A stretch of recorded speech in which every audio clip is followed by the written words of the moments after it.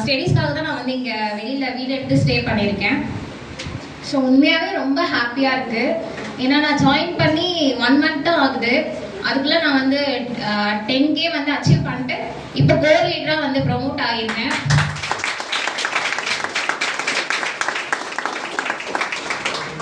So நான் வந்து யூஸ்வலாக யார்கிட்டையும் பேசவே மாட்டேன்.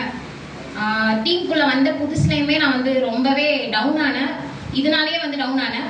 அப்போ வந்து நான் வந்து இப்போ எல்லாருக்கும் முன்னாடி நான் பேசுனேன்னா என்னோட அப்ளைன் தான் காரணம். என்னோட அப்ளைன் மகேந்திரன் சார் தான்.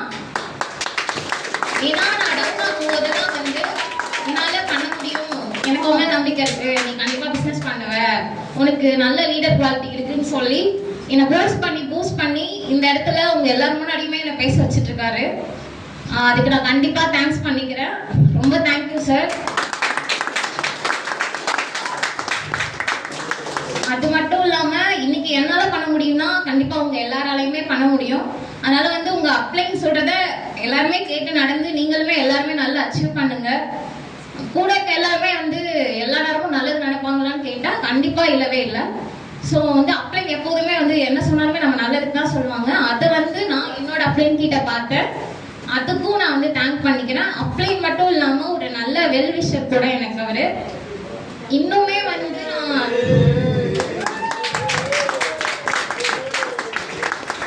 இது வந்து ஜஸ்ட் என்னோட சின்ன பிகினிங் மட்டும்தான்.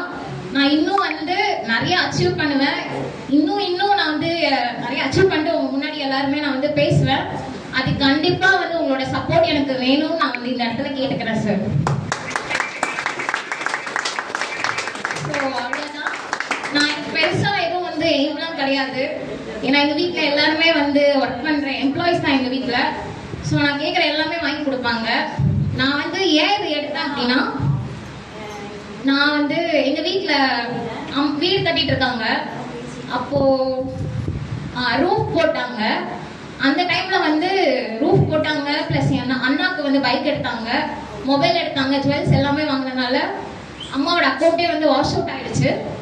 அப்போ வந்து எங்க அம்மா ஏதோ ஏடிஎம் போயிட்டு அமௌண்ட் எடுக்க போனாங்க. அப்ப 400 தான் இருந்திருக்கு. அதை பார்த்துட்டு வீட்டுல வந்து அழுதாங்க. இது மாதிரி என்கிட்ட இந்த மாதிரிலாம் இருந்ததே கிடையாது, என் அக்கௌண்ட்டே வாஷ் அவுட் ஆச்சு சொல்லிட்டு ரொம்ப அழுதாங்க. அப்ப வந்து எனக்கு தோணுச்சு, சரி என்னடா நம்ம கேட்குற நேரம்லாம் சிரிச்சுட்டே காசு கொடுக்குற அம்மா இன்னைக்கு வந்து காசு இல்லைன்னு சொல்லிட்டு அழுகுறாங்க அப்படின்னு தோணுச்சு. அதனால வந்து நான் இதை கண்டிப்பா உங்களுக்கு ஏதாவது பண்ணணும்னு நினைச்சு நான் இந்த பிளாட்ஃபார்ம்குள்ள வந்தேன். 1 monthலயே வந்து நான் நேற்று காலைல வந்து எங்க அம்மாவுக்கு என்னோட ஃபர்ஸ்ட் இன்கம் 10,000 நான் வந்து அவங்களுக்கு ட்ரான்ஸ்ஃபர் பண்ணேன்.